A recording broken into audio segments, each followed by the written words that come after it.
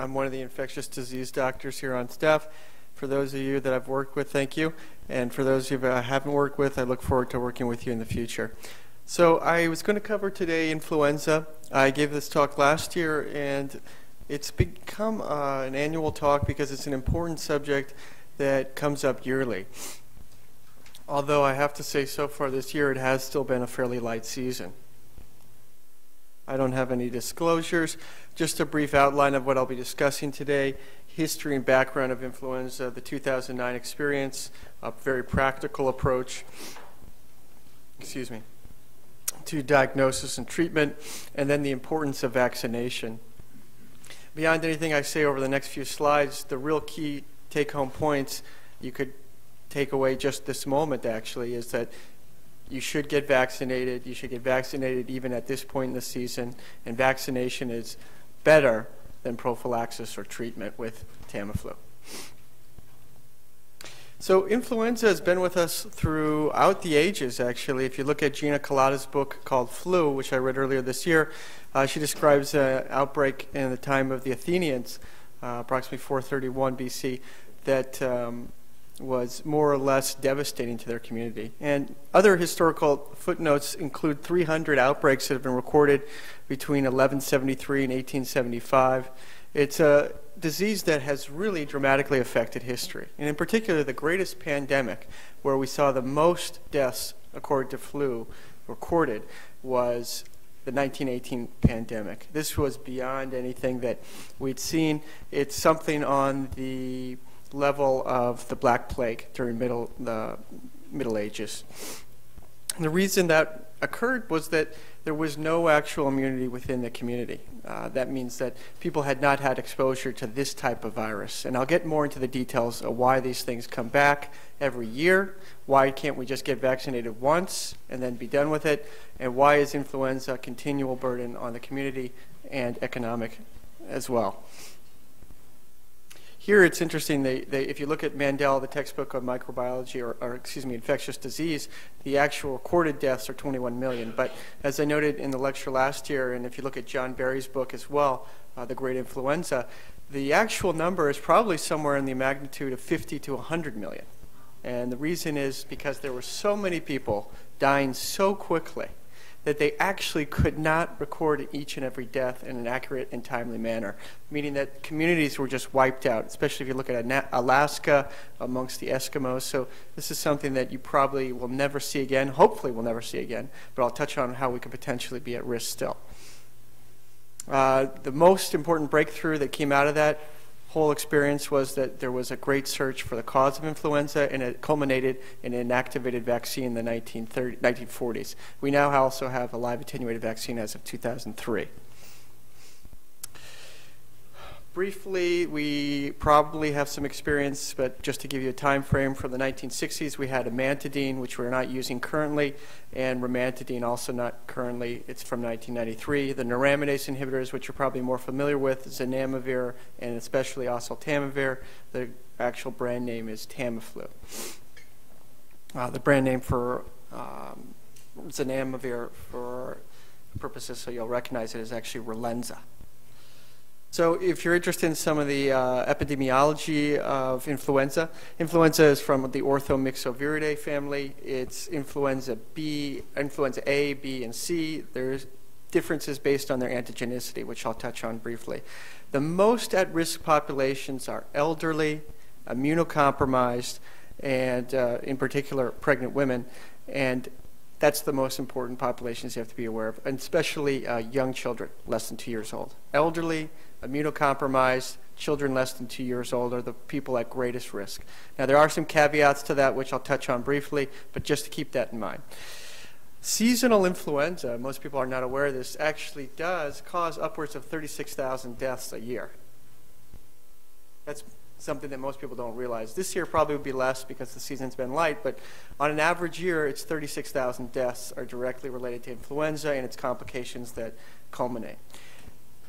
The other burden is obviously the economic burden. I can't remember the exact numbers off the top of my head, but an average person who gets influenza is going to be out of work for 3 or 4 days, or caring for a loved one and then be out of work for 3 or 4 days. It's a tremendous economic burden on the United States economy, world economy in general, and in these times especially, that could all be avoided with vaccination, for the most part.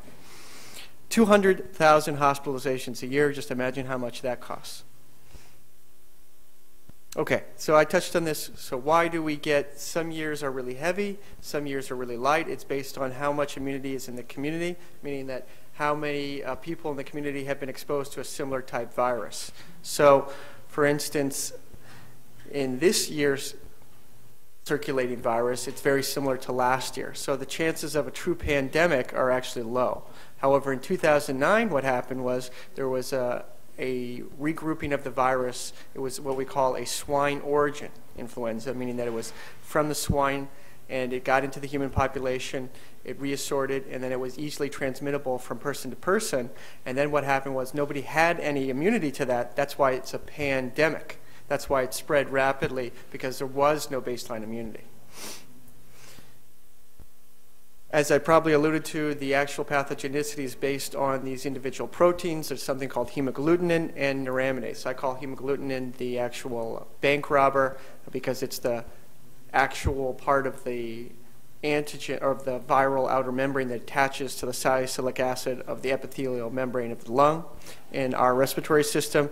And then neuraminidase is basically the escape artist. It helps the actual virus move out from cell to cell. That becomes important as we look at the actual drugs that are effective. But there are 16 known HA subtypes and 9 known NA subtypes. And the reason that comes up is you hear these terms, H1N1, H3N2, H5N1. So these are all basically references to what is the hemagglutinin subtype and what is the neuraminidase subtype. There's more complexities and nuances to that, but in general, just to give you a brief overview, I'll try to make the lecture in a focused manner so it's really applicable to general practice. There are some interesting aspects, as I mentioned, to the actual virus itself. I alluded to the hemagglutinin and the neuraminidase. The gene segment, the other interesting thing about influenza is it's an RNA single segment genomic sequence, so it's easily mutatable, meaning that RNA viruses are notoriously sloppy. That includes HIV. And the reason that's important is because the virus, as it replicates, easily makes mistakes as it regenerates with its RNA encoding mechanism. So when the RNA mutates slightly, that means the HA antigen also slightly changes. So that's the reason we get something called antigenic drift. And the reason that's important is because each year the virus subtly changes, and those little ones that have the mutation are actually going to be selected out for the next year because they're the ones who don't have any immunity to it. So this is a tough topic to really digest, but I'll try to simplify it once more by giving you an idea. So this is a hemagglutinin, which is basically the attachment to the actual receptor salicylic acid, and then there's neuraminidase, which basically cleaves it, allows the virion to continue and attach to other cells. So I alluded to this earlier, but just to reiterate one more time so you have an idea, why does influenza come back every year? Why do we need to get vaccinated every year? Why can't I just get vaccinated and not have to worry about it? Well, the reality is if you did get vaccinated last year, you probably would have some residual immunity, and you may actually be covered this year. Now, it's not like that every year. In fact, if you look at some of the studies, what happens is if you get vaccinated, the real duration of the immunity is somewhere between 6 to 8 months. You still have some residual immunity that you can't really accurately detect by serological testing, but if they do look hard enough with a very specific or very sensitive test, they'll find that 67% of people will have something like an antibody response 2 years after, and then something in the range of 40 to 50% will still have some immunological response 3 years out from that vaccination. So you still have some residual immunity, but what happens is the virus subtly changes, and so you won't be able to keep up with that change. So why does the virus change? So let's say you get vaccinated. That means you have antibody that is specifically designed to attach to this particular hemagglutinin, and so it will touch this particular hemagglutinin on influenza A. H3N2, for instance, on this particular hemagglutinin on H1N1, and this particular hemagglutinin on influenza B. And so the influenza vaccine has all three components. You're good. But what happens is the virus mutates. So it's replicating, it mutates the RNA, and then this HA antigen changes, and so the antibodies are no longer effective. Hence, the virus is very good at continually changing and shape-shifting. HIV is very much the same way. Okay, the other major thing you may have heard about is there's always a scare about avian influenza or the great pandemic that's coming. And the reason that is there's a property called antigenic shift. And this is more dramatic. This is less common, but it happens every 20 or 30 years. Basically what happens is you get a whole reassortment of the virus, and then nobody's seen anything quite like this. We have no real immunity in the community. So influenza within the bird community, meaning that avian influenza can easily just jump to a human. Not easily, but it could jump to a human. It could jump to a human, and then there could be a combination of a human influenza strain and an avian influenza strain producing a very novel influenza. It could be something like H5N1, for instance, right? The other one is, the other scenario that is if you have avian influenza infect a swine, a pig, and then you get a human influenza affecting a pig, and then there's a mixing and matching, genetic mixing, and then you have a whole new influenza strain, right? So this is basically something that you would never have any exposure to, nobody in the population would have seen, because this is a whole new genetic makeup. So you're probably saying, well, where does this happen? I mean, is this something that we have to worry about? I don't live next to any poultry farms. I don't hang out with, pigs or do any cultivation of livestock. Well, the reason this is important is because there are places in the world where there are incredibly good mixing pots for influenza. So those places are, for instance, in Belgium, where they have close connection between poultry and migrating birds. And in particular, they also have, in some parts of China, Guangdong province, for instance, they have very close communication or close I guess in conjunction, these migrating birds with poultry and with pig farms. And basically what happens is, pigs and birds get sick. They get influenza. They get a specific type of influenza that's very species oriented. Those particular animals can rub together or get close enough together so they can cross-infect each other. And what's the worst scenario is if there's a good enough mix and there's a new type of virus created that's potentially easily transmittable from person to person, then you've got a whole new type of ball game. Basically, you've got a virus that nobody's had exposure to. So for instance, I guess in the late 90s, there was a case of H5N1 found in a very young child in Hong Kong. I think it was Hong Kong. He basically became acutely ill, quickly came into the hospital, developed ARDS, respiratory failure, and they found when they did the viral influenza screen, they actually did the antigenic specific tests, and they found that it was something called H5N1, right? So that was a whole new type of virus. There's also something similar with H7N7. Okay, so in general, if you remember, the pig holds all the cards. If you're really interested in this topic, it's a fascinating book that I read last year. I haven't had a chance to look at it as closely, but it's called The Monster at Our Door. It's the global threat of avian flu, and he really describes well all those scenarios I'm talking about. And it's a problem because the people in these areas of the world are poor for the most part. They're hard to convince about certain hygienic practices and how to be aware of avoiding these things, and it's hard to convince them to do that because it's their livelihood. Okay, so I touched on this. I'll just make one more point. So you get a pandemic every few years. Nobody's had any exposure to this particular subtype of virus. It could be something called HXNX. And then slowly there's more and more immunity developed within the community. There's less and less of an actual outbreak each year. And then all of a sudden the virus will either shift or drift. More likely it'll be a more and more important drift, and then it will actually cause a new epidemic or new pandemic potentially, and then slowly it'll be creation of new antibodies. The population becomes more exposed. If you're interested in this topic and what happened in 1918, I alluded to it earlier. The book is The Great Influenza by John Barry. It's fascinating. I mean, it's just incredible what happened during that time period. We're talking about young men in their prime of life, in particular when they went into the Army barracks in Haskell County, Kansas, would be more or less sent to their own death because they were crowded. There was these crowded barracks they were sent to as they were drafted. one person would get sick, and then it would rapidly spread throughout the community. And the reason that particular outbreak was so devastating is because nobody had any type of immunity to this particular type of influenza. So what do I mean by that? Well, up until that time, it had been something called H3N8, which was the actual typing, the antigenic typing of the virus. All of a sudden, it became clear that this was a new virus. This is backdated, actually, H1N1, and nobody had any immunity to this. So you can see the virus shifts every year, every few years. It used to be H1N1, then it shifted in 1957 to H2N2, and then in 1968 it shifted to H3N2, which continues to circulate with subtle shifts. And then 1977, we had the addition of H1N1 after the swine flu incident in 1976. Okay, there was one other point I wanted to make. I'll probably come back to it later.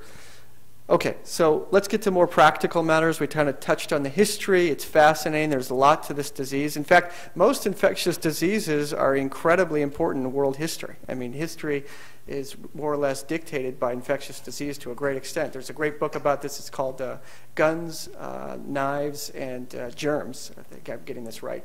And I read that a few years ago. It's incredible. I mean, more or less, a lot of world history is influenced by infectious disease. For instance, World War I, most people died, not on the battlefield, but from influenza. It really affected the outcome of certain wars, in particular that one. Okay, so somebody asked me earlier, and this is alluding to that, what's the latest activity of influenza? Is it too late to get vaccinated? Well, you should get vaccinated all the way up until the beginning of May. The season really runs from probably sometime around November to late May, or I'm sorry, late April, early May. And the peak is usually around now, January or February.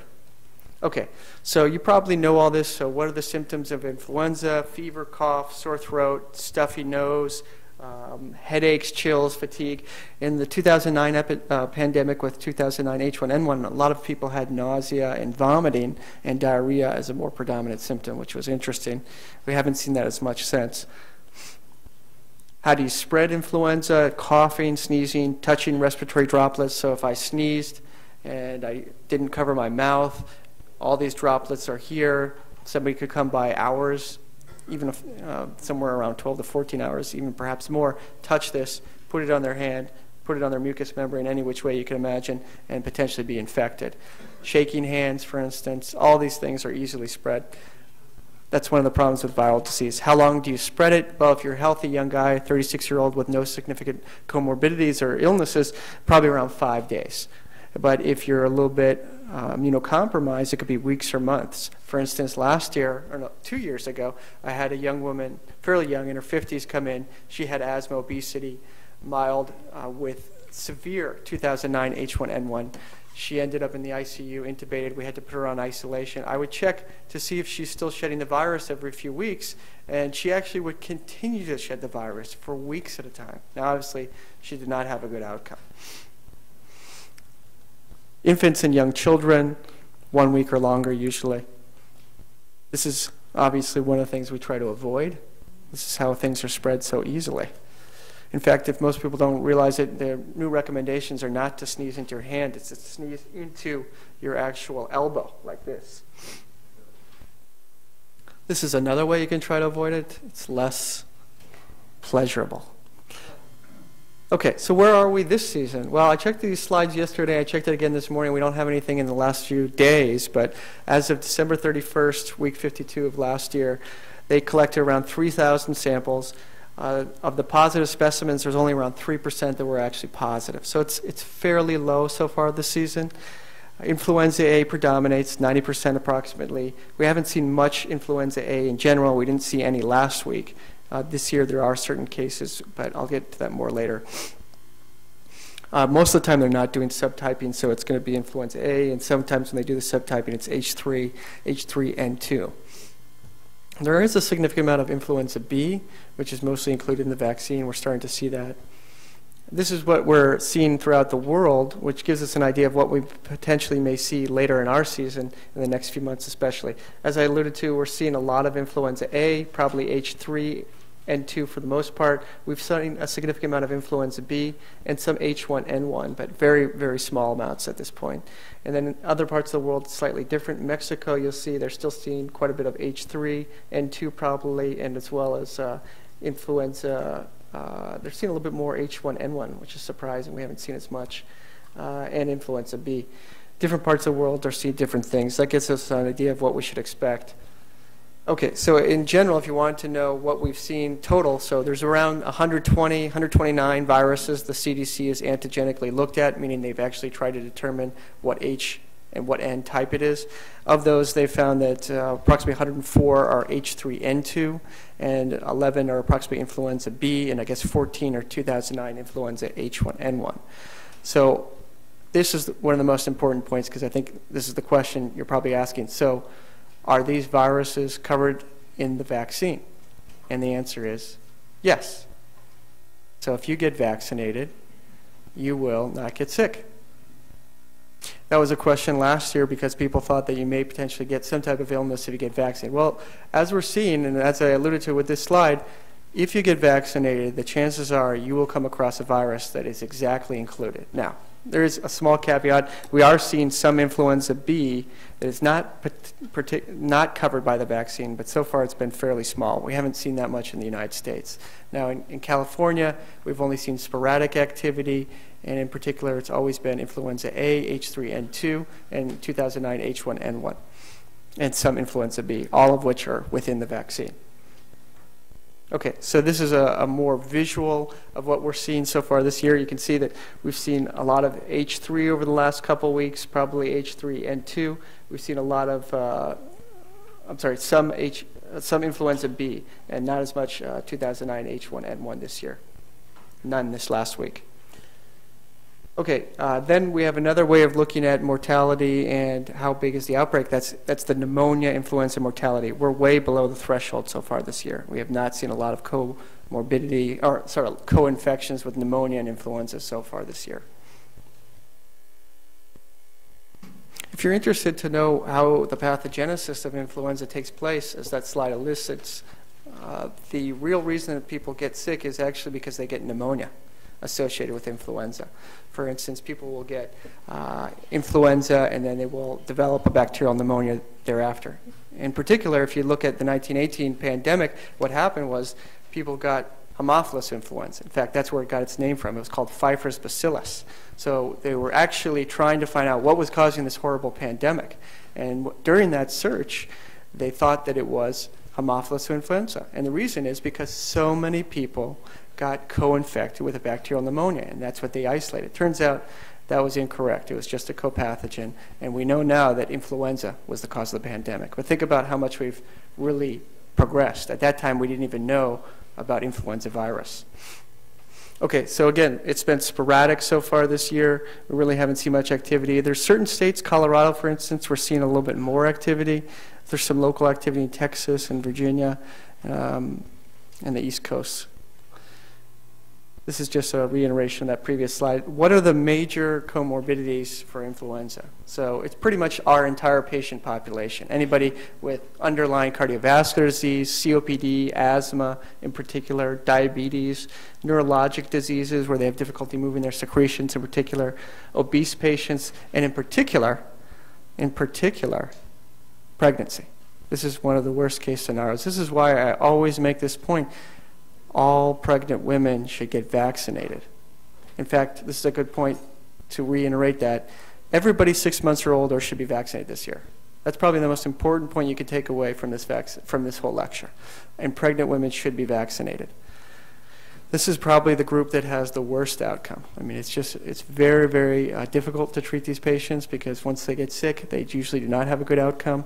But I can answer some of the questions about what to do if they do come in to see you in the office. Okay, this is how you diagnose influenza. Let's start right here. No. It's actually pretty easy to diagnose influenza. I mean, everybody knows most of the symptoms, as I alluded to.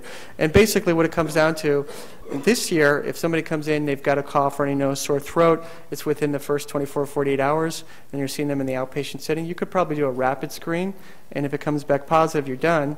If it comes back negative, because it's been so low in the community at this point, there's not that much, I'd probably be satisfied.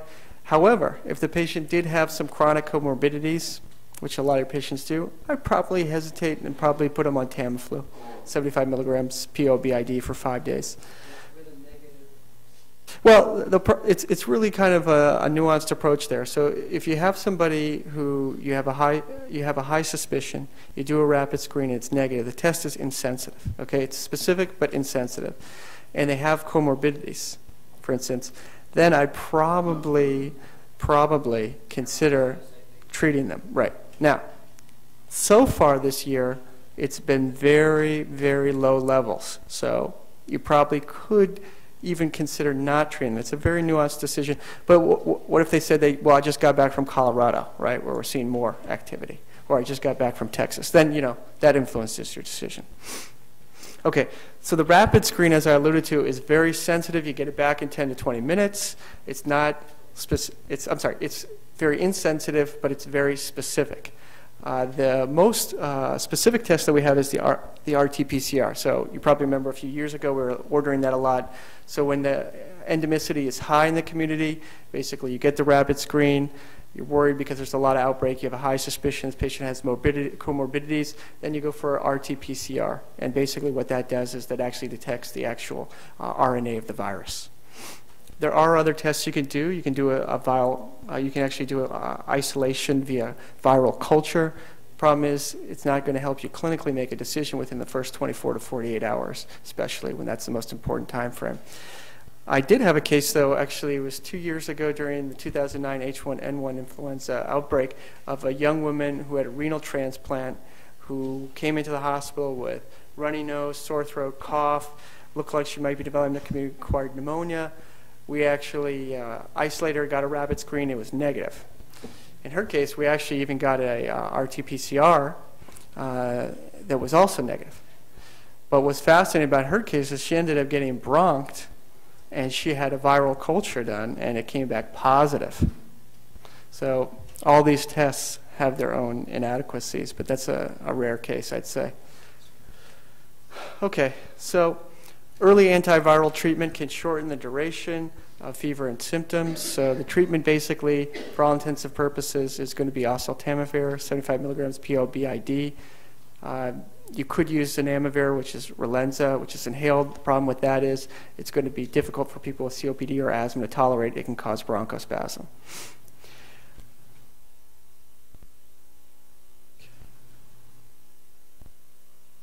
Okay. It obviously reduces the complications of influenza. In young children, for instance, otitis seems to be associated. There was a recent article in the Journal of Infectious Diseases that noted the association between children who got an influenza-like illness and then their proclivity to get a bacterial otitis media. So these diseases, in particular influenza, are very good at helping other infectious processes progress, in particular bacterial pneumonia, and in children also otitis media. The complications of otitis media can actually be immense, costs us a lot of money economically, and it also can cause permanent sequelae, neurological damage.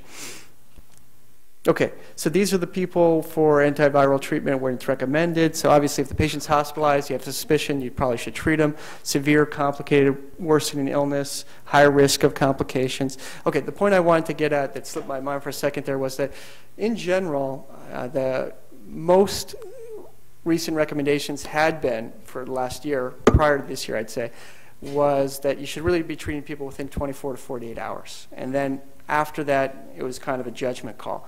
However, what they've noted in some of the more recent guidelines is that 3 days out of symptoms and you have a high suspicion of influenza, maybe in 4 days, especially in a pregnant population, pregnant women, for instance, you probably should treat these patients. So the most accurate way to go about this, I think, and the guidelines suggest this as well, is that if you have a suspicion of viral influenza and it's endemic in the community at the moment, it's not unreasonable to just treat the patient, even 48 hours out. Okay, so these are the people at the highest risk. I alluded to them, all these people with all these chronic conditions. And for some reason, it seems to be American Indians and Alaskan Natives. I also found this interesting, people who are taking long-term aspirin, and I hadn't had a chance to look that up. Somebody asked me about it last year. I still think it may have something to do with the blocking of an inflammatory cascade. Okay, I alluded to this earlier. These are how the drugs work. So basically, oseltamivir is going to prevent the virion from separating from the infected cell and continuing to progress and infect new cells. This is the brand name Tamiflu. I alluded to zanamivir earlier. So the question always arises, well, are there any viruses that are resistant? And the answer is no.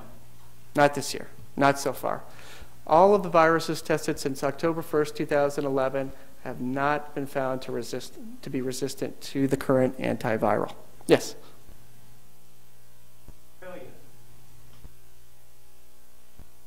Yeah, there are some certain areas and caveats. I was going to leave those to the end here because I'm trying to make it clear. There are some different viruses that we've found so far also. There's an H3N2 variant, but I can touch on those in just a moment. Okay, so 75 milligrams POBID for 5 days as a treatment, chemoprophylaxis for the duration of the exposure. So if somebody can't get vaccinated, they don't want to get vaccinated, they're going to be exposed to somebody who has influenza or they believe they have influenza, you probably keep them on prophylaxis for the duration of the exposure. Zanamivir could be used in a similar fashion. Okay, the other question is, well, is it safe to give in pregnant women? It's category C. We're obviously not doing any tests, but it's really one of the things you should really be aware of. You should treat pregnant women if you have a high suspicion or especially a confirmed case.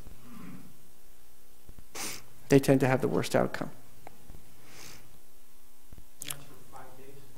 Yeah, I mean, it depends, you know, how well the woman's doing. Obviously, I would consider progressing or continuing the treatment. I haven't seen any of these cases, to be honest, in the last 2 years. I haven't had any pregnant women come with influenza. But, you know, things can change dramatically, especially in this day and age of global travel. As I alluded to, a lot of people are traveling internationally. So what may be 1 minute separated in a different part of the world or perhaps in another state can drastically change within weeks, even days. Okay, chemoprophylaxis, I alluded to this earlier. So the number one thing I think you should take away from the lecture is vaccination. Vaccination is not equivalent to treatment, it's better. Everybody 6 months and older should be vaccinated. Continue till the season's over, I'd say the end of April. So these are the actual components of the vaccine. This year, 2011-2012 vaccine includes something called the A California 7-2009 H1N1, which is what we saw in 2009. The A Perth 16 2009 H3N2, which is what's circulating predominantly now in the world, and also B Brisbane 60 2008. Some people don't want to get vaccinated. They're really afraid of needles, and I thought that was the most ridiculous thing, but I have to admit, I saw somebody come in the office recently. It was a young woman. I gave her a vaccination, and she had a vasovagal reaction. It was a very traumatic event for her and me. So I guess there are some people who just really don't want to be vaccinated. And one thing I would say is thank God that woman was actually sitting down when I vaccinated her. But if you can't vaccinate them, we have the live attenuated vaccine, and that's indicated for people who don't want to get inoculated with an IM shot, ages 2 to 49. Now, you don't want to be giving it to pregnant women or any immunocompromised people. It's age 2 to 49, no other chronic conditions, healthy people. There are some more things to this. I'll touch on it because you may have some questions later, but we have a newer vaccine that actually has, I'd say it's more potent, and it's suggested that perhaps for people over age 65, you may want to consider giving them. The most recent recommendations have not said that you have to, but it's probably going to be coming out in the future. There also is an intradermal shot that may be even more effective than the current IM shot. Oh, it's inactivated. Inactivated vaccine. Yes, anybody, you know, for the most people get inactivated vaccine. That's the way I like to remember it. You know, healthy people between the age of 2 and 49 who don't want to get the shot, you could consider live attenuated. Okay, so some people do have some contraindications to vaccination, and the way to screen these people is, do you eat eggs? Because if they tell you they eat eggs, the likelihood is they don't have a contraindication, and they're not going to have a anaphylactic reaction. moderate to severe febrile illness. This is a judgment call. Obviously, like I said last year, if somebody's in the ICU with septic shock, it's not my main concern to give them an influenza shot. But anybody else, you probably could get away with it in the office especially. History of Guillain-Barré. So some people do actually have a history of Guillain-Barré associated with an influenza shot. This is rare. In fact, if you look at the numbers, the actual incidence of Guillain-Barré associated with influenza is 4 to 7 times higher than it is with actually getting Guillain-Barré from the vaccination itself. Now, the caveat, the one interesting story some of you may remember in 1976, during the swine flu outbreak, there was a concern, and there was an actual admirable attempt to mass vaccinate the population. So you had more people exposed. Now, obviously, you have a baseline rate of people who got Guillain-Barré just within the population. There was a concern for a possible association with that particular vaccine and Guillain-Barré. Now, if you're interested in the story, it's in Gina Colada's book called Flu. And the way it started was there was a doctor who was listening in his car to an audio tape about influenza, and he thought he heard that there was an association between the vaccination and Guillain-Barré. Well, it turns out that's not what that tape said, but because he thought he heard that, he looked for it, and then it started, and then people started to look for it. So you know, when you look for things, you find them. Okay, I left it short because I know that people have a lot of questions, and that seems to be the most interesting time. And so I left some more slides for particular questions. Does anybody have any particular questions they want to ask at this time?